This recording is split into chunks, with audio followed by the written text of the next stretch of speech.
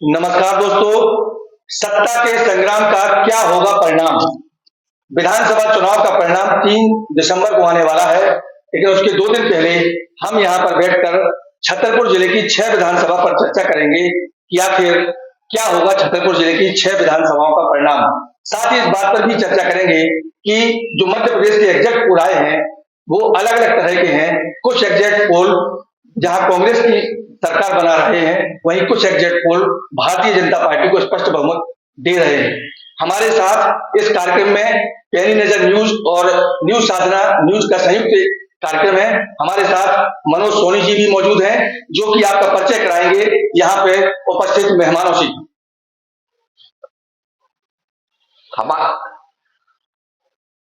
हमारे साथ इस वक्त वरिष्ठ पत्रकार हमारे विनोद अग्रवाल जी हैं, मनोज पहाड़िया जी हैं, और कांग्रेस से दीप्ति पांडे जी भी हैं, और भाजपा से अभिषेक खरे भी हैं, और हमारे साथ वरिष्ठ पत्रकार दीपू जैन जी भी हैं। तो चर्चा की हम शुरुआत करते हैं और छतरपुर जिले की 6 विधानसभा सीटों पर आखिर क्या होने वाला है। 3 तारीख को रुझान आने वाले हैं। रुझान से पहले चर्चा कर रहे हैं, यहाँ पर वरिष्ठ पत्रकार भी हैं, कांग्रेस है, भाजपा है। तो सबसे पहले हम शुरुआत करते हैं हमारे वरिष्ठ पत्रकार विनोद अग्रवाल जी से। भाई साहब, क्या माहौल लग रहा है इस बार आपको? इस बार आप जो विधानसभा चुनाव है, इसका एक अलग ही रोचक परिणाम सामने आएगा, क्योंकि पूरा फंसा हुआ पैच है। भाजपा और कांग्रेस में बहुत मामूली अंतर से जीत होगी। छतरपुर जिले की बात कर लें तो अपन 6 सीटों में से 3 कांग्रेस को मिलना निश्चित तय है, 2 भाजपा को मिलना तय है। एक सीट पर कांटे की टक्कर है, उसमें भाजपा कांग्रेस दोनों में से कोई आ सकता है।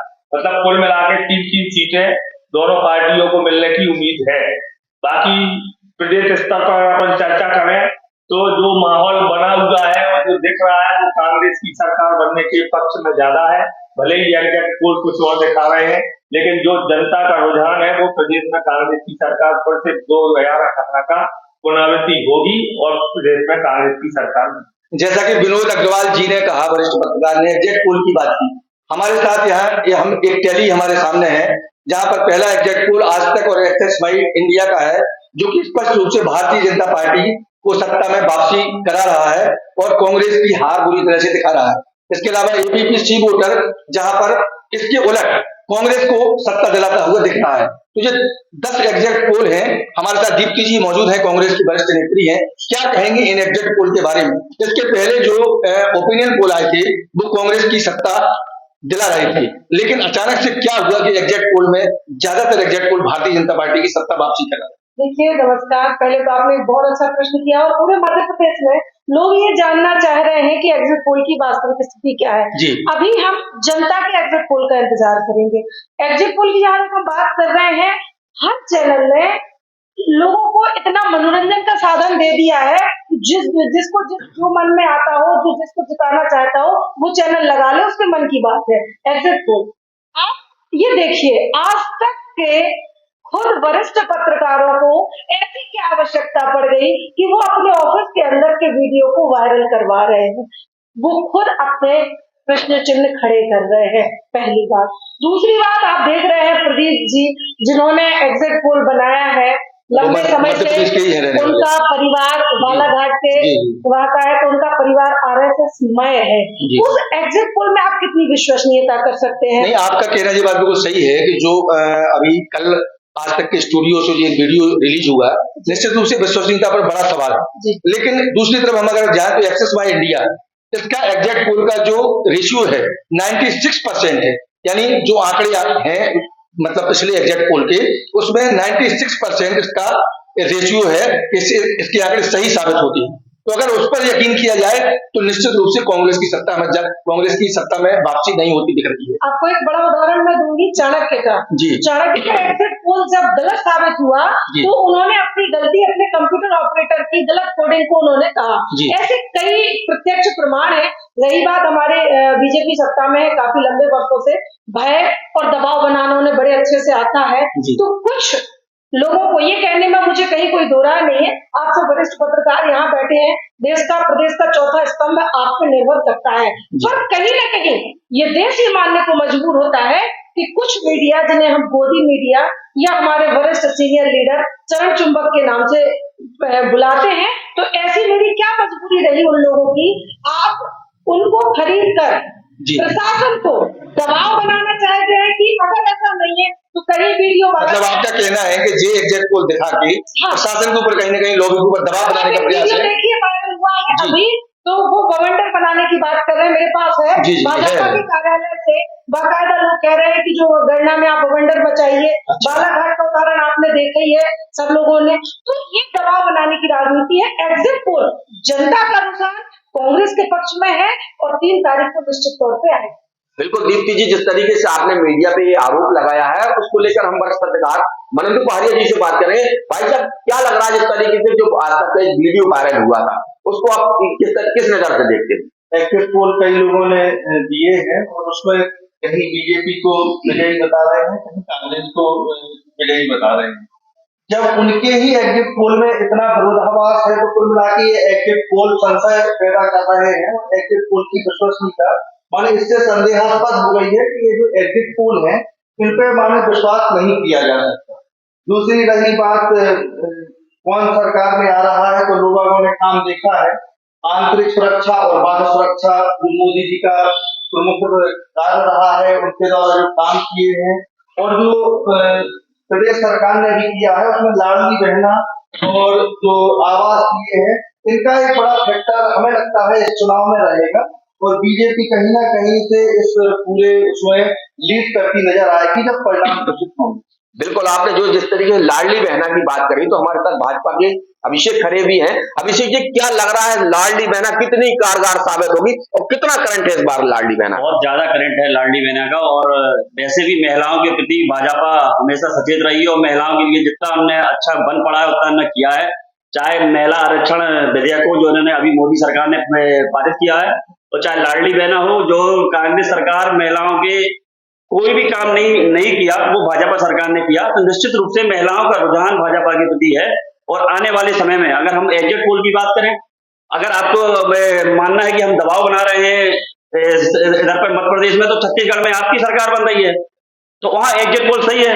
तो निश्चित रूप से एक रुझान है और बाकी बातें हम 3 तारीख को देखेंगे। जो जनता का रुझान है, जो जनता में उत्साह है, और ऐसा कोई काम नहीं है कांग्रेस का कि वो सरकार में आ जाए।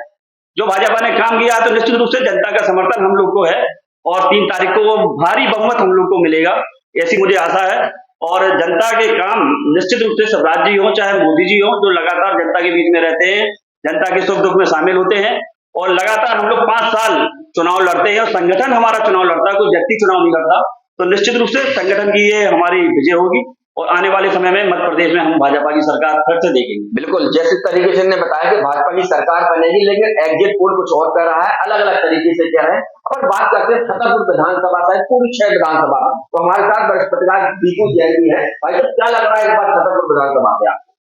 छतरपुर विधानसभा में जब चुनाव स्टार्ट हुए तो माहौल कांग्रेस के पक्ष में था, लेकिन जैसे ही वोटिंग समाप्त हुई या वोटिंग के एक दिन पहले मामला 50-50 पे आके अटक गया और वोटिंग होने के बाद, वोटिंग के पहले तक भाजपा का वोटर बिल्कुल साइलेंट मोड में रहा, लेकिन जैसे ही मतदान हुआ उसके बाद से भाजपा का वोटर अब बोलता दिख रहा है और स्थिति बिल्कुल 3-3 के आंकड़े पे आके फंस गई है, जिसमें छतरपुर, चंदला और बड़ा मलहरा, इन 3 सीटों पे तो निश्चित तौर पे कांग्रेस बहुत आगे दिखाई दे रही है। बाकी 3 सीटें बची आपकी राजनगर, बिजावर और महाराजपुर। इन 3 सीटों पे बिल्कुल बराबर की टक्कर है, जिसमें राजनगर सीट एक ऐसी है कि जिसपे अभी कोई भी निर्णय नहीं लिया जा सकता कि कौन सा प्रत्याशी, क्योंकि वहां पर त्रिकोणीय मुकाबला था और लास्ट दिन एक दुर्घटना हुई, वहां पे घटना घटी जिससे हो सकता है कि परिणाम किसी के भी पक्ष में चला जाए। बिल्कुल, जिस तरीके से आपने कहा है कि लास्ट टाइम पर राजनगर में दुर्घटना घटी, उस दुर्घटना से क्या परिणाम आए, हम विनोद अग्रवाल जी वरिष्ठ पत्रकार भाई साहब, क्या उस दुर्घटना से कुछ समीकरण बदल सकते हैं क्या? बिल्कुल, वहाँ पे जो माहौल था स्थानीय, क्योंकि वहाँ पे नाती राजा विक्रम सिंह स्थानीय प्रत्याशी है और लगातार 4थी बार वहाँ पे चुनाव जीत रहे थे और दूसरी तरफ जो बहुजन समाज पार्टी के प्रत्याशी घासीराम पटेल थे, वो चूंकि भाजपा से खड़े हुए थे, बहुजन समाज पार्टी से भाजपा छोड़ के आए थे, तो उनका मुख्य उद्देश्य था कि किसी प्रकार से अरविंद पटेरिया जो कि भारतीय जनता पार्टी के किसी प्रकार से हारे, तो उनका भी सहयोग नाती राया को मिला। तो मेरा लास्ट टाइम पे मूवमेंट कांग्रेस के पक्ष में ज्यादा दिया, तो नाती राया थोड़ा वहां पे विजय होंगे, मेरा संभवतः विजय उनकी हुई। मेरे पास वोटिंग परसेंटेज है जिसमें छतरपुर जिले में निश्चित रूप से 72.01% की वोटिंग हुई है, जो कि पिछले मतदान जो 2018 का चुनाव हुआ था उससे कहीं ज्यादा है। इसमें अगर हम विधानसभा वाइज देखें तो 48 महाराजपुर से चालू होकर 53 मलेरा तक की पूरी वोटिंग है। तो हम एक एक विधानसभा का जो है एनालिसिस करेंगे कि आखिर उस विधानसभा का क्या समीकरण बन रहा है। सबसे पहले हम मनेंदु पहाड़िया जी से जानना चाहेंगे महाराजपुर विधानसभा के बारे में। महाराजपुर विधानसभा में कुल मिलाकर जो वोटरों की संख्या थी वो 2,33,565 है, जिसमें से जो वोट जो है जो पड़े हैं लगभग 72.60%। तो महाराजपुर में जो मुकाबला है वो भारतीय जनता पार्टी और कांग्रेस के अलावा एक तीसरा भी है समाजवादी पार्टी, जहां से दौलत तिवारी ने एन वक्त पर कांग्रेस से बगावत करके चुनाव लड़ा था। तो मनेंदु जी आप बताइए कि महाराजपुर विधानसभा का परिणाम हमें किस ओर इशारा कर रहा है। महाराजपुर विधानसभा में भाजपा पार्टी ने एक नए युवा चेहरे को मौका दिया जी और उस पर अपना दाव आजमाया। पहले तो कुछ विरोध के स्वर इसमें आए, लेकिन बाद में जो विरोधी थे वो भाजपा के पक्ष में गए। जो दौलत तिवारी थे वो कांग्रेस के ही थे, तो इससे जो नुकसान होगा वो कांग्रेस को ही होगा, और जो कांग्रेस का वोट था वो सपा में डाइवर्ट होगा। तो कुल मिलाकर जो संख्या थी वोटों की वो सपा की करके जो बीजेपी का था उसको फायदा मिलेगा, और उसमें लगता है कि कामाख्या सिंह है वो निकाल लेंगे। और दूसरी जो आपने परसेंटेज बताया इसमें जो महिलाओं का अगर आप देखें तो कहीं ना कहीं संदेश देता है कि महिलाओं में जो लाडली बहना और जो दूसरी योजनाओं का था उसका काफी उत्साह देखने को मिला, और अंततोगत्वा यही लगता है कि पूरा इसका जो एडवांटेज है वो भाजपा को मिलेगा। दीप्ति जी, जैसा कि मनेंदु जी ने अभी बताया कि 72.60% महिलाएं बढ़ चढ़ के इस बार मतदान करने आई हैं। निश्चित रूप से लाडली बहना का कहीं ना कहीं अंडर करंट है, और जो दौलत तिवारी रहे समाजवादी पार्टी के, उनका खड़ा होना निश्चित रूप से सीधा सीधा कांग्रेस को नुकसान होता दिख रहा है। हालांकि कामाख्या के लिए ये बात सही है कि पहले भाजपाइयों ने जबरदस्त विरोध किया, लेकिन अंततोगत्वा क्या ऐसी स्थिति बन रही है कि कांग्रेस के हाथ से ये सीट जो है जाती हुई दिख रही है, क्या करेंगे? देखिए निश्चित तौर पर तो हमने अपना दिमाग बना ले और इस चीज को मान ले 3 तारीख को वो परिणाम भी सामने आ जाएंगे। 6 की 6 विधानसभा सीटें कांग्रेस के खाते में जा रही है। नहीं, ये तो एक पार्टी दल से हो गया बात। एक विश्लेषक के नाते मैं पूछना चाह रहा हूँ, अभी अपन महाराजपुर पर ही फोकस करेंगे, एक विधानसभा पे सभी से चर्चा करेंगे। सुनिए ना जी, हम सब यहाँ बुद्धिजीवी वर्ग बैठा है जी, जब भी वोटिंग परसेंटेज ज्यादा होता है जी, तो सत्ता के खिलाफ होता है, खिलाफ होता है, ये हम सबको मानना पड़ेगा। जी, दूसरी बात, जो लोग लाडली बहनों की बात कर रहे हैं, हम नजरिया क्यों नहीं बदल रहे हैं? एक गिलास में पानी होता है तो एक कहता है कि उसमें पानी आधा है और दूसरा कहता है कि उसमें पानी है। तो आप उस नजरिए से देखिए, ये पॉसिबल हो सकता है कि वो लाडली बहनें जो महंगाई की आग से परेशान रही, वो किसान जो परेशान रहे, उनकी पत्नियों ने हो सकता है 200 रुपए टमाटर प्याज और ये 1200 रुपए सिलेंडर के खिलाफ वोट किया हो, वो महंगाई डायन के खिलाफ वोट किया हो। हम ये क्यों नहीं जान रहे कि उन बहनों ने अपने बच्चों को पकौड़ा न तलना पड़े इसके खिलाफ वोट किया हो। ये दो बातें आपस में, हम इसको लाडली बहना का करंट नहीं कह सकते। हो सकता है कि पॉसिबल कि वो बहनें अपने साथ हुए छल का बदला लेने के लिए वोट कर रही हो। दौलत तिवारी का खड़ा होना, क्या ऐसा हुआ कि वो अचानक से आपकी पार्टी से बागी हो गए? समाजवादी पार्टी की साइकिल उन्होंने थाम ली। निश्चित तौर पे जहाँ तक बात है व्यक्तिगत दौलत मेरे भाई है, लेकिन कांग्रेस के वरिष्ठ सिपाही रहे, पर महत्वाकांक्षा एक व्यक्ति की होती है और महत्वाकांक्षा के चलते लोग अपने सपने पूरा करना चाहते हैं। नहीं तो आप किसको नंबर दे रही हैं? क्या यहाँ लगता है आपको कि नीरज जी दोबारा विधायक बन जाएंगे? 100% हमारे सिटिंग एमएलए रहे नीरज भैया, और एक युवा जोश रहा, युवा चेहरा रहा, और सबसे बड़ी बात हमारे विधायकों का अगर हम उनको उपनाम अगर दें तो नीरज वो विधायक हैं जो सबसे ज्यादा पदयात्राओं के माध्यम से अपने लोगों तक पहुंचे हैं। हमारे साथ विनोद जी हैं, वरिष्ठ पत्रकार। अब उन केवल महाराजपुर पर फोकस करें, क्या लगता है आपको कि महाराजपुर का परिणाम कहाँ जाएगा? महाराजपुर में जब निश्चित मानो कि आप बहुत धुआंधार टक्कर है वहां पे, दोनों प्रत्याशी बराबर के हैं।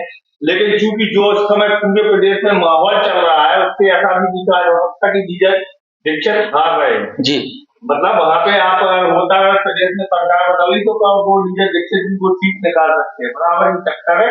लेकिन 90% चांस भाजपा के पक्ष में वहां पे है, क्योंकि उनका नीरज का विरोध वहां पे है। बिल्कुल, जिस तरीके से आपने कहा कि नीरज का विरोध वहां पर ज्यादा है, और ये भी देखने को मिला है कि इस बार जो छोटे छोटे दलों ने जिस तरीके से अपनी एंट्री की है, और वह छोटे छोटे दल कितना भाजपा और कांग्रेस को नुकसान पहुंचाएगा, हमारे तरजीह की जाए कर सकता है। भाई साहब, क्या लग रहा है कि छतरपुर में पप्पू राजा खड़े हुए हैं, जो पहले मंडी अध्यक्ष के 2 चुनाव हार चुके हैं, इस बार फिर से वो खड़े हुए हैं, तो वो कितना प्रभाव डालेंगे? क्या वोट काटने के लिए खड़े हुए हैं या किसी को हार जिताना या जीतने के लिए? ये तो निश्चित तौर पर सभी जानते हैं कि वो चुनाव जीतने के लिए तो खड़े नहीं हुए हैं। उनका उद्देश्य एक विशेष आदमी, विशेष पार्टी के प्रत्याशी को हराने का था, और ये बात लास्ट में जब वोट करने आदमी जाता है, मध्य प्रदेश में अभी दूसरे दलों की स्थिति ऐसी नहीं है कि वो डायरेक्ट फाइट दे पाए। जहां भी चुनाव है तो 6 सीटों पे कांग्रेस और भाजपा के बीच ही चुनाव है। बिल्कुल, जैसे आपने कहा कांग्रेस और भाजपा के बीच चुनाव, ये छतरपुर में छोटे छोटे दल है, जैसे बीएसपी को हो गया, समाजवादी पार्टी को हो गया और आम आदमी पार्टी, ये कितना वोट काट सकते हैं जिसमें भाजपा कांग्रेस को नुकसान हो सकता है? भाजपा को भी नुकसान होगा, कांग्रेस को भी ज्यादा नुकसान होगा पप्पू राजा के खड़े होने से। समाजवादी पार्टी से चंदौरिया जी खड़े हुए हैं, निश्चित तौर पे ये कांग्रेस के वोट काटेंगे, लेकिन ऐसा नहीं है कि चुनाव में कोई खड़ा ही ना हो। हर चुनाव में अंत में क्या लग रहा है आपको छतरपुर में? छतरपुर क्या 6 सीट की बात बता दें हम आपको, जहां भी डायरेक्ट फाइट कांग्रेस और भाजपा की होगी वहां फायदा हमेशा भाजपा को ही होगा, क्योंकि भाजपा का एक जबरदस्त वोट बैंक है। एक छतरपुर जिले के विधायक रहे जो अपने आलोक चतुर्वेदी, जिन्होंने पूरे 5 साल धुआंधार काम किया, क्षेत्र के विकास के लिए काम किया, समाज सेवा के लिए काम किया, और एक सामने प्रत्याशी सिर्फ 15 दिन में चुनाव लड़ने के लिए आया, और उसके बाद भी यदि वो टक्कर में है तो ये भाजपा का जबरदस्त वोट बैंक है, जो बताता है कि बिल्कुल जिस तरीके से आपने बात की कि भाजपा का जबरदस्त वोट बैंक है। पिछली बार अपन पीछे जाकर देखे तो अर्चना गुड्डू सिंह जब चुनाव लड़े थे, वो चुनाव आलोक चतुर्वेदी से हारे थे, लेकिन इतना विरोध हुआ था जिसमें ये भी सुनने में आ रहा था कि भाजपा ने काम नहीं किया, किसी ने काम नहीं के बाद 12,000 मिला था। मतलब ये साबित होता है कि भाजपा का बहुत वोट बैंक है। अब जैसे बड़ा मलहरा की अपन बात कर रहे हैं, तो बड़ा मलहरा में 77,717 लाडली बहनों ने वोट किया है। तो क्या लगता है अभिषेक जी आपको कि वहां से रामसिया को क्या नुकसान हो सकता है? निश्चित रूप से नुकसान होगा, और भाजपा क्या है कि पूरा संगठन चुनाव लड़ता है और लगातार 5 साल सक्रिय रहता है, और 5 साल हम लोग की बैठकें होती रहती है। एक जीवन हमारा संगठन है, कार्यकर्ताओं, छोटे कार्यकर्ताओं से लेकर बड़े कार्यकर्ता तक सभी लोग एक साथ मिलकर चुनाव लड़ते हैं। तो कोई व्यक्ति यहाँ चुनाव नहीं लड़ता, तो निश्चित रूप से हमें संगठन का भी फायदा मिलेगा, और जो हमारी सरकार की योजनाएं हैं, चाहे किसी भी वर्ग के लिए हो, चाहे महिलाओं के लिए हो, चाहे गरीब तबके के लिए हो, चाहे मुसलमानों के लिए हो, चाहे हिंदू के लिए, उन्होंने कोई भेदभाव नहीं किया और सबको लाभ मिला उनकी योजनाओं का। तो वो हमें चुनाव में वो परिणाम देखने को मिलेगा, क्योंकि कांग्रेस एक भय दिखाती है मुसलमानों को कि भाजपा आएगी तो आपको फलाना कर देगी, ढकाना कर देगी, लेकिन मोदी जी की सोच और शिवराज जी की सोच है कि सबको एक बराबर पे रखा, चाहे आवाज की योजना जो हमें लाभ मिलना वो आपने बिल्कुल सही कहा है कि जब कांग्रेस आती है तो वो भय दिखाती है कि मुसलमान, जब भाजपा आती है तो भाजपा भी यही भय दिखाती है कि अगर भाजपा को वोट नहीं करोगे तो फिर मुसलमान अपना भय दिखाएंगे। इस तरीके का होता है। ऐसा नहीं है, अगर हम भय दिखाते होते तो आज 20 साल से हम सरकार में हैं, यहाँ पर है, लोगों ने दिग्विजय सिंह का भी शासन देखा है। एक उनका कर्मी कल्चर था, लोग बेरोजगार थे, उन्होंने 2500 रुपए में शिक्षा कर्मी बनाए और भाजपा ने उसको खत्म किया। और आज एक अध्यापक है, उसकी एक तनख्वाह देख लो, उसकी एक सैलरी देख लो, और जो दिग्विजय सिंह के टाइम सैलरी थी वो देख लो। हम लोग ने एक परीक्षा के माध्यम से शिक्षकों की भर्ती की, जो योग हैं वो आज शिक्षक है, और उनके जमाने में इंटरव्यू के द्वारा भर्ती होती थी। तो निश्चित रूप से दिग्विजय सिंह का शासनकाल देखा, एक बंटाधार का शासन था और एक शिवराज जी का शासन है। लोग खुश हैं, लोगों की तरक्की हो रही है, और सरकार का एक दायित्व होता है कि उनके जीवन में सामाजिक परिवर्तन लाए। तो निश्चित रूप से छोटे तबके के लिए योजनाएं उन्हें शिवराज जी ने बनाई, और आज शिवराज जी सभी के चाहते हैं, एक मामा के नाम से उनको संबोधन है, और लाडली बहना लेकिन को ले, जो ले, प्यार ले, चुनाव में ले, मिला है, लेकिन जो आपने कहा कि मामा के, लेकिन मामा के चेहरा पर चुनाव हुआ ही नहीं इस बार को, पूरा विधानसभा ने हाँ, ठीक मामा है। को चेहरा को हटा दिया, तो कहीं ना कहीं हमारे यहाँ संगठन चुनाव लड़ता है और निश्चित रूप से लेकिन एक फेस रहता है और वो फेस शिवराज जी का था। उन्होंने अथक मेहनत की और उनकी मेहनत मोदी जी की फीस पे चुनाव लड़ा गया है, अमित शाह की फीस पे चुनाव लड़ा गया है, शिवराज जी को दरकिनार किया गया है इस बार। ऐसा नहीं है। फिलहाल हम बड़ा मलेरिया जी आपसे बात करेंगे। भाई साहब, वहां पर जो जातिगत समीकरण है में लोधी और यादव वोट काफी मायने रखते हैं, काफी संख्या में, और वही निर्णायक वोट है। आपकी नजर में क्या है बड़ा मलेरा? रामलहरा में इस बार जो यादव मतदाता है वो रामसिया को, आपको ध्यान हो जो उपचुनाव हुआ था उमा भारती का, उमा भारती यहाँ तो मुख्यमंत्री बनी थी, तो लोधी यादव मतदाताओं के दोनों के संगठन की आजादी थी। वो रेखा यादव भी चुनी गई थी, तो ये वहां पे कॉन्सेप्ट है, लोधी यादव वोट जिसकी दफन होगा वो वहां पे क्लियर हो जाता है। रामसिया भारती लोधी है चूंकि, और उसको यादव मतदाताओं ने वहां पे सपोर्ट कर दिया। तीसरा ठाकुरों ने भी सपोर्ट कर दिया। प्लस ST/SC का वोट बैंक है, वो भी इस बार कांग्रेस में काफी मात्रा में लौटा, बहुजन समाज पार्टी ने भी उसका सपोर्ट कर दिया प्रत्याशी ने।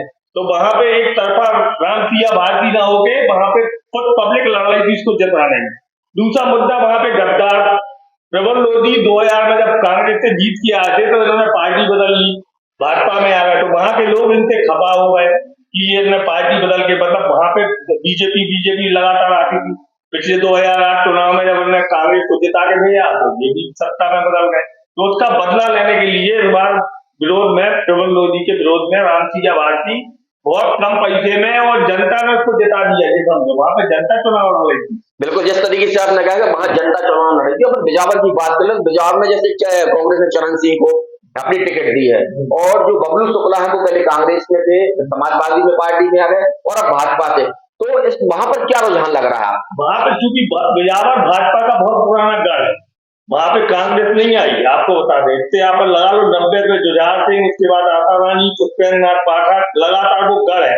बबलू शुक्ला खुद 2 बार कांग्रेस से लड़ चुके, वो हार गए, तब उन्होंने समाजवादी का दामन थामा, और उसके बाद उन्होंने बड़ी मुश्किल से लीजिए, तो वो खुद स्वीकार करते कि यहाँ से तो कांग्रेस कभी जीत ही सकती। चरण सिंह बहारी प्रत्याशी आके वहां पे मैदान में उतरा, उसने पैसा बांटा, सब कुछ किया, लेकिन वहां पे वो जीत नहीं पाएगा। बबलू शुक्ला वहां पे गढ़ है भाजपा का, और लास्ट में वो विजयी बबलू शुक्ला ही होंगे, जो मैं आपको बता दिया। उस क्षेत्र में बिजावर विधानसभा सीट से भाजपा जीत को निश्चित। बिल्कुल, जिस तरीके से आपने बिजावर की बात की है, भाई साहब राजनगर में क्या लग रहा है अब आपको? क्योंकि जिस तरीके से पहले सुनने में आ रहा था कि अरविंद पटेरिया का बहुत विरोध है, पर एकदम से माहौल भी चेंज हुआ, उस माहौल को देखते हुए आपको क्या लग रहा है? तो राजनगर में जो अंतिम समय में घटना हुई उससे हो सकता है कि वहां का चुनाव परिणाम जो है वो कुछ प्रभावित हो, लेकिन आपको जो पूरी विधानसभाओं में आप क्या प्रत्येक विधानसभा का विश्लेषण करें या पूरे जिले का करें, आपको यह मानना पड़ेगा कि इस पूरे विधानसभा में स्थानीय प्रत्याशियों के अलावा एक जो राज्य स्तर का और जो राष्ट्रीय स्तर का एक नेतृत्व था उसका भी बहुत असर रहा। राष्ट्रीय स्तर पे जो मोदी और अमित शाह की जोड़ी रही है, जो डबल इंजन की सरकार है, वो कहीं ना कहीं से भाजपा को और जो उनकी नीतियां हैं उसको फायदा मिलेगा, और जो नीचे लेवल तक उनकी योजनाएं पहुंची हैं, तो कहीं भी रहे प्रत्याशी तो वहां थे, लेकिन प्रत्याशियों से ज्यादा महत्व राज्य और राष्ट्र की जो योजना है उनका भाजपा को मिलेगा। उनके जो नीचे लेवल तक काम हुए हैं, और सभी सीटों पर बीजेपी विजयी होगी अपने क्षेत्र। जैसा कि मनेंदु जी ने जो बताया कि राष्ट्रीय योजनाओं का फायदा रहेगा, लेकिन मनेंदु जी इसमें एक हमारा प्रश्न है कि आपने देखा होगा इस पूरे चुनाव में पूरा सिनेरियो आप देखें तो शिवराज सिंह को कहीं ना कहीं पार्टी में अलग थलग कर दिया। जब शिवराज सिंह को अलग थलग किया उसके बाद मोदी जी और अमित शाह ने स्वयं कमान संभाली, लेकिन चुनाव के एन पहले लगभग 10 से 15 दिन पहले मुझे लगता है कि अमित शाह और मोदी जी भी समझ गए कि यहाँ पे बाजी हारने वाले हैं, तो वो यहाँ पर शिवराज जी के भरोसे सब कुछ छोड़ के चले गए। ये हमें लगता है ये आपको ऐसा लग रहा है, हर चुनाव में यह होता है, राष्ट्रीय स्तर के नेता चुनाव प्रचार में आते हैं, जितनी भी सभाएं हुई उसमें शिवराज सिंह रहे हैं, तो हमें ऐसा नहीं लगता है कि आपकी विचारधारा या आपकी सोच हो सकती है कि शिवराज सिंह को अलग थलग कर दिया, और उस राष्ट्रीय स्तर पर नेतृत्व को जो लगा उन्होंने अपने स्तर पर उस हिसाब से यहाँ चुनाव किया और उसको अच्छे से किया। नहीं, जैसे पिछले चुनाव में लगातार उनको बतौर सीएम प्रोजेक्ट किया जाता था, इस बार उनको बतौर सीएम प्रोजेक्ट नहीं किया गया, लेकिन जब पार्टी को लगा कि यहाँ पर बिना शिवराज की नैया पार नहीं होने वाली है, तो अपन हार का ठीक रहा, मोदी जी अपने सर क्यों लें, तो 15 दिन पहले सब छोड़ के यहाँ चले गए और पूरा समय उन्होंने जाके राजस्थान में जाके दिया है, सबसे कम समय मतलब हमें लगता है आप अपना व्यक्तिगत विचार हो सकता है, लेकिन पूरे प्रदेश में मोदी जी पूरे सक्रिय रहे और जितनी उनकी योजनाएं थी, क्योंकि उन्होंने काम किया था तो हमें लगता भी नहीं था, उन्होंने काम किया है वो दिख रहा है और उन्हीं की योजनाओं को बाद में कमलनाथ ने भी उठाया। जैसे उनकी सिलेंडर की योजना थी तो कमलनाथ ने उसको बढ़ाया, उन्होंने कहा हम और सस्ता देंगे। लाडली बहना योजना थी तो उन्होंने कहा तुम 1200 देगा तो हम 1500 देंगे। तो कुल जो योजना है उन्हीं के दम पे तो कमलनाथ ने भी चुनाव दीप्ति जी है यहाँ पे कांग्रेस की, मैं मनेंदु जी की बात को आगे आप तक ले जाना चाहता हूँ, क्या कमलनाथ जी शिवराज जी की नकल कर रहे हैं? निश्चित तौर पे हम ये भूल जाते हैं जी। कि पहले कौन था और किसने योजनाएं लगाई। हमारे बीजेपी के जितने भी प्रवक्ता हैं, हमारे जितने भी साथी हैं, वो मतलब उनका तो सूर्य उदय 2014 के बाद ही हुआ, मतलब उसके पहले तो अंधकार में पूरा भारत था। एक बहुत अच्छी बात यहाँ चल रही थी, मुझे अपने आप में हंसी आती है हमेशा, लोग कहते हैं विकास, या तो ये अपने वरिष्ठ नेताओं को गंभीरता से नहीं लेते या कभी उमा भारती को सुनते नहीं है। बुंदेलखंड की बेटी और हमारे यहाँ से मुख्यमंत्री रही उमा भारती, खुद उनके बयान देखिए, अभी हालिया जो शिक्षा, स्वास्थ्य और रोजगार पर अपनी ही सरकार को घेरती हैं, शराबबंदी पे अपनी ही सरकार को घेरती हैं, पर इनके प्रवक्ताओं को ये नहीं लगता कि उमा जी को सुनो, ये विकास की बात करते हैं। ये कहते हैं 2014 के बाद ही विकास हुआ, शिक्षा, स्वास्थ्य, धर्म में आप विकास देखिए। हम शिक्षा की बात, रोजगार की बात करते हैं, सतपुड़ा भवन में आग लग जाती है। आप पत्रकार साथी है, चौथा स्तंभ है, आप अगर आंकड़ा निकालेंगे तो अपने आप में नींद नहीं आएगी, क्योंकि ये चौंकाने वाले तथ्य हैं कि नौकरियां कितनी निकली। दूसरी बात, हम धर्म की बात करते हैं, जोर से हिंदुत्व की बात करते हैं, और महाकाल लोक की मूर्तियां कब धराशायी हो जाती है हल्के से हवा को जोड़ते में, ये उसको विकास बताते हैं। निश्चित तौर पर इनने विकास किया है। 400 का सिलेंडर 1200 में दिया, विकास किया। 200-250 में प्याज दी, विकास किया। 65 के बाद 100-150 में पेट्रोल डीजल किया, इनने विकास किया। शिक्षा में, स्वास्थ्य में, आप अस्पतालों में जाइए, डॉक्टर नहीं है, इनने विकास किया। इनके ही नेता बताते हैं अपने विकास की। और आप जैसे पत्रकार साथी जिन्होंने संघर्ष किया यहाँ छतरपुर में महाराजा महाविद्यालय का अस्तित्व बचाने के लिए, आप जैसे वरिष्ठ लोग जो संघर्ष करते हैं अपने तालाबों को बचाने के लिए, और यहाँ पे बैठे जनप्रतिनिधि एनटीपीसी चली जाती है, ये कहते हैं 2014 के बाद आई, ये भूल गए आकाशवाणी, एनटीपीसी, छतरपुर की जो रेलवे लाइन, जो महत्वपूर्ण योजना है, ये भूल गए किसने दिया। इनको तो याद है 2014 के बाद सूर्योदय हुआ, और अगर मोदी जी नहीं होते तो शायद हम और आप कपड़े भी नहीं पहने होते, हम आदि मानव बने होते, क्योंकि कपड़ों का विकास भी मोदी जी ने किया। जो भी किया, घर से लाइट लेके आए, जाल बिछा दिया, सड़कों का काम लेके आए, डाल दिया। क्या मैं बार बार वही कहती हूँ, वरिष्ठ न्यूज चैनल में मेरी डिबेट अभी चल रही थी, मैंने वहां भी यही बात करी कि हम प्रवक्ता हैं, हम अपना काम करें, पर हम ये ना नकारें कि हमारे बाप दादा, हमारे पूर्वज कांग्रेस के पढ़ाए बनाए हुए स्कूलों में शिक्षा लिया है, हमारे पूर्वजों ने कांग्रेस के बनाए हुए स्वास्थ्य संस्थानों में इलाज कराया है, हमने कितने बड़े बड़े शिक्षक बांध देखिए, नेहरू जी ने क्या देश के लिए किया, राजीव जी, जो आज हम ये चीजें बोलते हैं, मोबाइल और आईटी हम अपने आप को बताते हैं, पढ़ते हैं, व्हाट्सएप, फेसबुक, यूनिवर्सिटी अध्ययन करते हैं, वो राजीव गांधी की देन है। हमारे प्रधानमंत्री शहीद होते हैं, 11 बार माफी मांगने वाले को हम वीर कहते हैं, पर हम अपनी शहादत का भारत की आजादी के इतिहास में एक नाम नहीं बता सकते, पर विकास 2014 के बाद हुआ। हम और आप और हमारे भाजपा के साथी, आज लड़ाई ना भाजपा की है, ना कांग्रेस की है, ना सत्ता की है, आज लड़ाई अपने बच्चों के भविष्य को बचाने की है, और उसमें हम भी हम राम सेतु में एक गिलहरी योगदान देती है कुछ अंकर का। तो मेरा तो भाजपा के नेताओं से भी यही कहना है कि देश हित में अपने बच्चों को बचाने के लिए योगदान दे, सत्य को स्वीकार करे। और कई बार जो एग्जिट पोल की चल रही है, आप सम्मानित पत्रकार साथी हैं, आप सबकी मैं मुख्य कंठ से तारीफ करूंगी, क्योंकि छतरपुर की मीडिया ने हमेशा सत्य बताया है। आप हर स्थिति में डटे गए, छतरपुर की मीडिया ने हर मोर्चा संभाला, चाहे वो हमारी एनटीपीसी हो, हमारे तालाब हो, हमारा महाराजा महाविद्यालय हो, लेकिन हमारी जो नेशनल मीडिया है, हम ये भी मानते हैं कहीं ना कहीं उनकी भी कुछ मजबूरियां हैं, पर हमारे जो प्रवक्ता साथी हैं वो याद करें, जनादेश किसके भी पक्ष में हो हमें स्वीकार है, पर हम हास्यप्रद इसलिए हो रहे हैं कि न्यूज एंकर अलग अलग बता रहे हैं।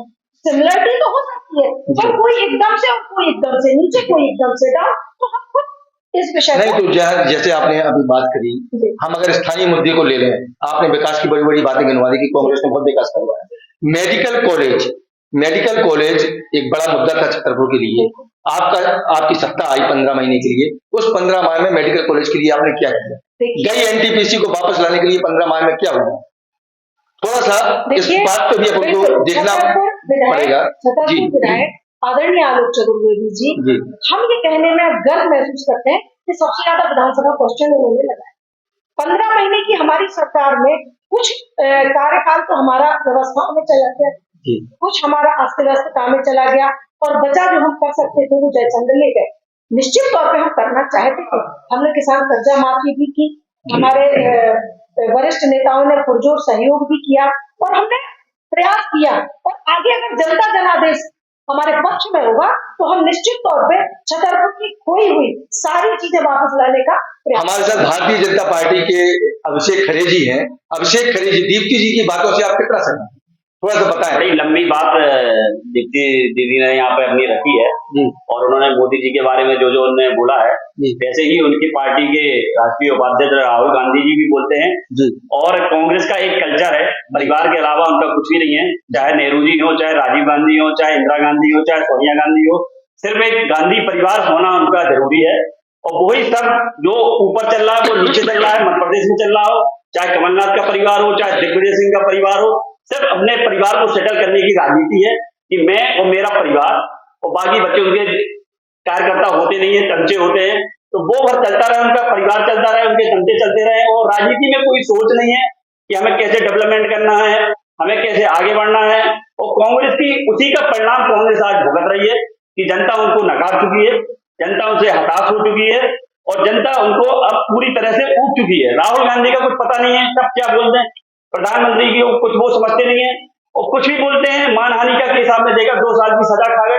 ऐसा कोई राष्ट्रीय अध्यक्ष होगा? सिर्फ गांधी परिवार नहीं। लेकिन जहां तक अभिषेक जी आपने बात करी, राहुल गांधी की जब से भारत जोड़ो यात्रा है, तब से स्ट्राइक रेट लगातार सुधर रहा है उनका, और मोदी जी का स्ट्राइक रेट कम हो रहा है। कर्नाटक का परिणाम देख लिया, हम एग्जिट पोल पे बात करें, तेलंगाना, छत्तीसगढ़, तो राहुल गांधी का स्ट्राइक रेट बजाय इसके मोदी जी के ज्यादा जा रहा है। मैं एक आदमी जो सब लोग परिवार बात पे आ जाते हैं। मैं फिर वही कहूंगी, आप सब बुद्धिजीवी लोग बैठे हैं, अपने अपने मोबाइल में डाटा निकाल लीजिए। परिवार बात की लिस्ट अगर बीजेपी की निकाल लेंगे तो कांग्रेस से 20 ही निकलेगी। तो 10 परिवार है ना, एक ही परिवार तो नहीं है ना। नहीं, आप क्यों? आपके यहाँ तो आपके यहाँ तो सत्ता जो है एक ही परिवार के। कांग्रेस के इतने राष्ट्रीय अध्यक्ष हुए, और मैं आपसे यही निवेदन करूंगी कि आप सब लोग कांग्रेस के जितने राष्ट्रीय अध्यक्ष हुए, वो सब राष्ट्रीय अध्यक्ष जैसे हैं जैसे भारत का राष्ट्रपति होता है, उनकी सूची बनाएं और आप अध्ययन करें, आपको अपने सवाल का जवाब मिल जाएगा। अब इनके पास कोई काम नहीं है तो सीधा राहुल जी पे आ जाएंगे, सीधा इनके पास कोई। आज जनता ने राहुल जी का वास्तविक रूप देखा। हजारों करोड़ रुपए जो मोदी जी ने अपनी मीडिया मैनेज करके राहुल जी के विरोध में किया था, वो उस बंदे ने हजारों किलोमीटर की यात्रा करके, 3500 किलोमीटर की यात्रा करके जनता को ये बता दिया कि राहुल गांधी क्या है। देश जो कमलनाथ जी ने कहा है कि ये देश विजन से चलेगा, और विजन हमारे पास है। अब ये फिर वही बात में आ जाते हैं कि कांग्रेस ने कुछ किया नहीं। अरे अपने अपने पिताजियों से तो, दादाजियों से तो पूछो कि आजादी की लड़ाई के बाद क्या था और कांग्रेस ने क्या किया, और हम अगर वो नहीं मानते तो हम अपनी आंखों में धूल झोंक रहे हैं। बिल्कुल दीप्ति जी, हमारे आप जिस तरीके से बताते हैं यहाँ पर एग्जिट पोल के लिए बैठे हैं और लंबी बहस नहीं करना अपन को। हमारे साथ लखन राजपूत भी आ चुके हैं, और आपको एक और बात बता दें कि ये पत्रकार भी है और एक समाज से भी आते हैं, तो उन्होंने बड़ा मलहरा में भी काफी रिपोर्टिंग की है, छतरपुर में की है। तो छतरपुर और बड़ा मलहरा के हाल क्या हो सकते हैं, कौन जीत सकता है आपकी नजर में, क्या रहेगा? देखिए, छतरपुर की अगर चुनाव की बात करें तो जब भी भाजपा पार्टी की बात आती है तो आखिर ये जनता में बदलाव की क्या सोच आ गई है। भाजपा पार्टी 18 साल से यहाँ को मध्य प्रदेश में शासन कर रही है, तो और वो इतनी योजनाएं जनता के लिए चला रही है, जनता नाराज तो है किसी बात को लेकर। तो ये बदलाव आ रही। तो भाजपा पार्टी की योजनाओं की बात करें, चाहे योजनाएं तो अच्छी है, लेकिन जो आपसी उनकी पार्टी के जो उनके नेता है, जो उनके पदाधिकारी है, उसमें आपस में कहीं ना कहीं विरोधाभास है। कोई ना कोई आगे बढ़ना चाहता है, तो नीचे किसी व्यक्ति को दबाना चाहता है, जिसका खामियाजा मध्य प्रदेश में 2023 में विधानसभा चुनाव में दिखेगा। और छतरपुर की बात करें तो यहाँ की जनता विधानसभा की चुनाव जो हुआ है, कांग्रेस पार्टी को तो अधिकतर देखा जाए तो लाइक नहीं कर रही है, लेकिन एक जो कांग्रेस पार्टी की ओर से प्रत्याशी थे आलोक चतुर्वेदी, व्यक्तिगत उनके प्रति यहाँ के वोटरों का रुझान ज्यादा देखने को मिल रहा है। कारण चाहे जो भी हो, चाहे उनकी 5 साल की सेवा हो, जिस प्रकार उन्होंने जनता के बीच रहकर सेवा की है, लेकिन व्यक्तिगत आलोक चतुर्वेदी के प्रति यहाँ के वोटरों का रुझान अच्छा है। हो सकता है टारगेट हो कहाँ तक ये चुनाव वापस फंसेगा, लेकिन अगर निम्न वर्ग की बात करें तो वो भाजपा को सपोर्ट करता है कि भाजपा उनके लिए अच्छी है। मध्यम वर्गीय परिवार या उच्च श्रेणी परिवारों की बात करें तो आलोक चतुर्वेदी का नाम देखिए। और यही बात अब बड़ा मलहरा की बात करें तो जो बड़ा मलहरा के प्रत्याशी है वर्तमान में कांग्रेस के प्रत्याशी प्रद्युम्न सिंह सॉरी भाजपा की जो प्रत्याशी है प्रद्युम्न सिंह, उनका विरोध तो वहां नहीं आता है, लेकिन उनका जब पूरे क्षेत्र में आकलन करें, जो राजपूत और यादव वोट है वो कहीं ना कहीं जो उनकी इर्द गिर्द जो उनके सहयोगी रहते थे, उनकी एक दो परिवारों से वहां के लोग नाराज है, जिनका खामियाजा वहां की जनता के अनुसार जो बता रही है प्रद्युम्न को भुगतना पड़ेगा। और राम सिया की वोट इस बार चाहे वो राजपूत वोट हो, चाहे वो यादव वोट हो, ज्यादा वोट दिखाई दे रहा है। लगन जी, आपने कहा कि सत्ता बदलने की कवायद ज्यादा दिख रही है, लेकिन जो एग्जैक्ट पोल हमारे सामने है, ये 10 एग्जैक्ट पोल मेरे सामने है, जिसमें लगभग 7 एग्जैक्ट पोल भारतीय जनता पार्टी को स्पष्ट सत्ता दिलाते दिख रहे हैं। क्या लगता है इन एग्जैक्ट पोल के बारे में आपका क्या opinion है? देखिए, अगर सभी एग्जैक्ट पोलों की बात करें जितने संबलों ने निकाली है, जो भी एजेंसियां हैं, तो अधिकतर वो भाजपा के पक्ष में जा रही है, लेकिन बहुत से एग्जैक्ट पोल कंपनियों के सुधार आए हैं जो कांग्रेस का भी समर्थन कर रहे हैं। और वो लोग अगर सभी का मिलाया जाए एग्जैक्ट पोल जितनी भी एजेंसियां हैं, तो वो बराबर समथिंग आ रही है। कांग्रेस तो भाजपा सबका मिलाया है जी, 10 जो है एग्जैक्ट पोल है सारे मिलाए हैं, इनका मीन निकाला है, तो भारतीय जनता पार्टी को 122 सीटें, जबकि कांग्रेस को 103 सीटें और अन्य को 30 सीटें। तो क्या इस एग्जैक्ट, चूंकि आज तक का जो एग्जैक्ट पोल आया है SSY दिया था, यहाँ आपको बता दें कि इनका स्ट्राइक रेट 96% सच होने का, और वो 151 तक बीजेपी को सत्ता में वापसी करा रहा है। जबकि दूसरी तरफ इसी चैनल का स्टूडियो का एक वीडियो भी वायरल हुआ है टीवी से, जिसमें बताया गया लोग हमारे ऊपर फंसेंगे, ऐसा मत चलाइए एग्जैक्ट पोल। तो क्या लगता है इसकी विश्वसनीयता पर आपको कितना? देखिए, एग्जिट पोल है ये, तो जो वो एग्जिट पोल निकालती है वहाँ की विधानसभा की जनता से, कुछ जनता से बात करके निकालती है। हो सकता है उन्हें जो बात की हो कुछ भाजपा वाले लोगों से बात कर ली हो, तो उनको ये लगता है कि भाजपा की प्रत्याशी जीतेंगे, और कहीं उन्होंने कांग्रेस वाले प्रत्याशियों से बात कर ली हो, उनके लोगों से बात कर ली हो, तो एग्जिट पोल के आधार पर निकालते। हाँ, फिलहाल ही माना जाए तो 100% को फाइनल नहीं होता है, लेकिन 90% तक ये हकीकत माना जाए एग्जिट पोल सत्य निकलता है। लेकिन वर्तमान में जिस प्रकार से शुरू से एक लहर चल रही है सत्ता परिवर्तन को लेकर, अब ये सत्ता परिवर्तन क्यों? हर व्यक्ति चाहेगा मध्य प्रदेश में कि भाजपा की सरकार बने, भाजपा की सरकार तो चाह रहे हैं, लेकिन प्रत्याशियों के प्रति जो उनकी आपसी बुराई का है या क्रोध का है, गुस्सा का है, तो ये खामियाजा पूरे मध्य प्रदेश की सीटों में आएगा। कहीं ना कहीं जितना अंतर बता रहे हैं कि कांग्रेस की सरकार एक तरफा बढ़ रही, तो मेरे हिसाब से एक तरफा नहीं बोल सकता विधानसभा के आसान है। मनोज जी, मैं चूंकि अभिषेक जी अपनी बात नहीं कह पाए थे, तो मैं अभिषेक जी से शुरू करके आपके पास जाता हूँ। अभिषेक जी क्या कहेंगे जो दीप्ति जी ने आरोप लगाए थे? मेरा ये कहना था कि अगर कोई राष्ट्रीय अध्यक्ष है, किसी राष्ट्रीय पार्टी का राष्ट्रीय अध्यक्ष हो, वो भारत के बारे में जानता नहीं हो, भारत दर्शन अगर 45-50 साल की उम्र में करता है, तो निश्चित रूप से उसको किसी भारत के बारे में कोई आइडिया नहीं है, यहाँ के लोगों के बारे में कोई आइडिया नहीं है, यहाँ लोगों की समझ नहीं है, तो वो क्या विकास करेगा। और एक युवा, चाहे जो परिवारवाद की जो बात कर रही थी कि भाजपा में क्या परिवार नहीं है, भाजपा में ऐसा परिवार नहीं है कि कोई राष्ट्रीय अध्यक्ष बता दे कि जेपी नड्डा के पिताजी कौन थे या राजनाथ सिंह के पिताजी कौन थे, लेकिन इन लोग के जो परिवारवाद है कि उन लोग को तो पता है कि इनके दादाजी कौन थे, इनके पिताजी कौन थे, इनकी मम्मी कौन थे राष्ट्रीय अध्यक्ष में। अब हम लोग अगर राजनीति में काम कर रहे हैं, हम लोग युवा मोर्चा में काम कर रहे हैं, विद्यार्थी परिषद में काम कर रहे हैं, फिर जाके भाजपा में काम कर रहे हैं, तो निश्चित रूप से जनता का हमें समर्थन मिलेगा।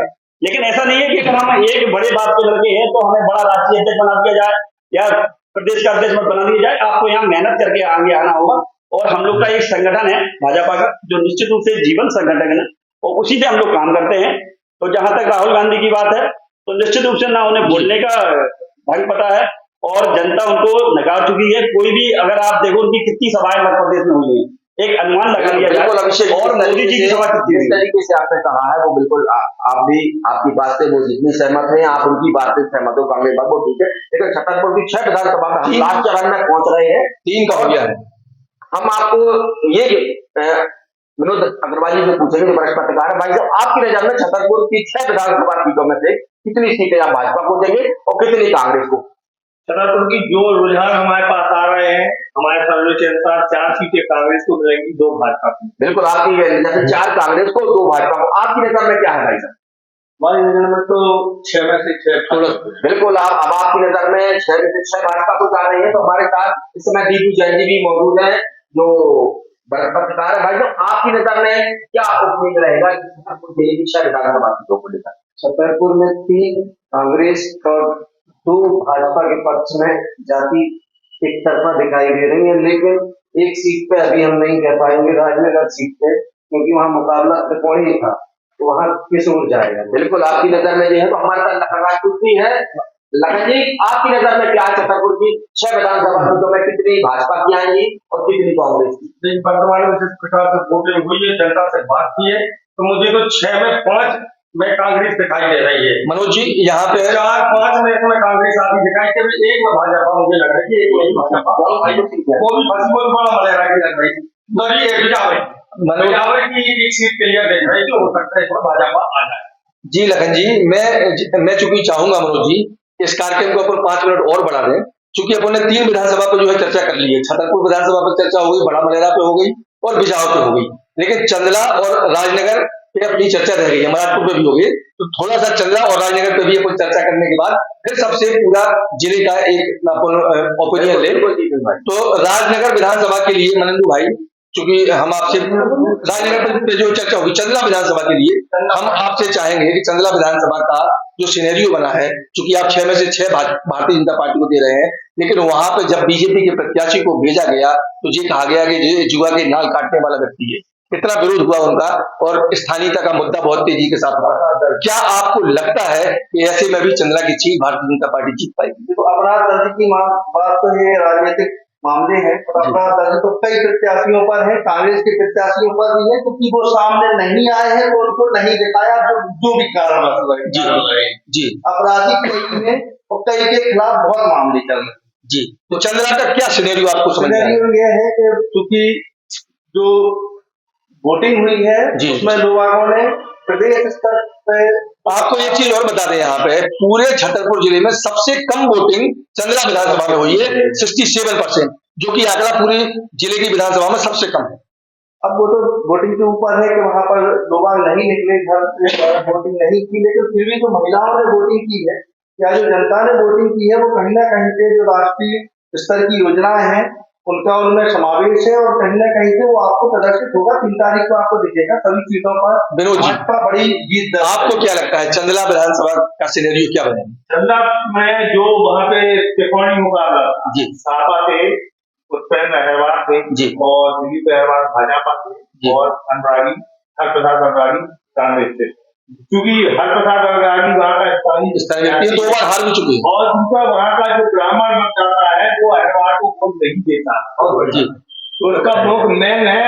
जो राज प्रजापति जीते थे पिछली बार भी, वो अनुरागी के 1100 वोटों से हारा था जी, तो इस बार उसको 137 वोट मिल रहा है। दूसरा ब्राह्मण वोटों का वोट मिल रहा है, अहरवाल 3 खड़े हुए हैं, वोट उनका इसलिए वहाँ पे हरप्रसाद अनुरागी एक चक्का जीत रहा है, जबकि इसमें बिना पैसे के चुनाव होगा। दीप्ति जी, आप चूंकि कांग्रेस से हैं, आपको क्या लगता है क्या मार्जिन रहेगा? निश्चित तौर पर मैं लंबे समय मैंने चंदला में काम किया, हाँ, प्रभारी भी रही हैं आप प्रभारी रही हूँ। जी, मेरे बड़े भाई ने ये बात कह दी है और पार्टी की कुछ पाबंदियां हैं, मैं वो बात नहीं कह सकती जी। हूँ। मैं किसी जाति विशेष का ना कभी समर्थन करती हूँ ना, ये जी। मेरी मानसिकता है, पर ये हकीकत है। चंदला की नब्ज मैंने देखी है, हर तरीके के व्यक्ति से, दुकानदारों से, छोटे लोगों से, जो सब्जी भाजी के ठेले लगाने वाले लोग हों, उनसे लेकर कार्यकर्ताओं से विपरीत भाजपा के कार्यकर्ताओं से हमारा संपर्क हुआ, तो निश्चित तौर पर उन्होंने इस बार वहां परिवर्तन की बात कही और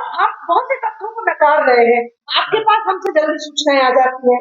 एक ऑडियो मैं पुष्टि नहीं कर सकती हूँ, जी। पर हमारे वकील विधायक जी का हुआ, उन्होंने भी कांग्रेस के समर्थन की बात कही उस कथित वीडियो में। कथित वीडियो में। जी। तो ऐसे कई लोग हैं, मैं आपको ऑनेस्टली बताऊं, इस बार कांग्रेसियों ने तो जितनी मेहनत अपने लिए की ही है, भाजपाइयों ने कांग्रेसियों के लिए दिल से दुआ भी की और मेहनत भी की। लगभग लखन जी की बात आप दोहरा रही हैं। बिल्कुल, भाजपा के लोग ही भाजपा को हरा रहे हैं। भाजपा के लोग ही चंद्रा में आपका क्या ओपिनियन है? देखिए, ये बात सब पहली चंद्रा जो बार बार बात आती है भाजपा प्रत्याशी जीत है पाएगी, तो उसमें सबसे बड़ा बात आती है कि वो बाहरी प्रत्याशी है, तो वहां पर वोटरों ने नकार दिया है। और वहां पर प्रत्येक गांव की बात है, तो प्रत्येक गांव में कहीं ना कहीं जो ब्राह्मण वोट बैंक है वो हावी है वहां पर। प्रत्येक गांव की बात है। और जैसा कि हमारे अग्रवाल जी भाई साहब ने कहा, ये बात सत्य है बिल्कुल, कि वहाँ पर जो ब्राह्मण वोट है वो है, जिसका माइनस को दिलीप अहरवाल को होगा। और वहाँ पर भी कांग्रेस से जो गोपी मासा खड़े हुए हैं, उनकी जीत सुनिश्चित दिखाई दे रही है और पूरा सपोर्ट भी वहाँ की विधानसभा ने कर रही है। दीपू भाई के पास हम चलेंगे। चंद्रा का सिनेरियो आपको क्या समझ में आ रहा है?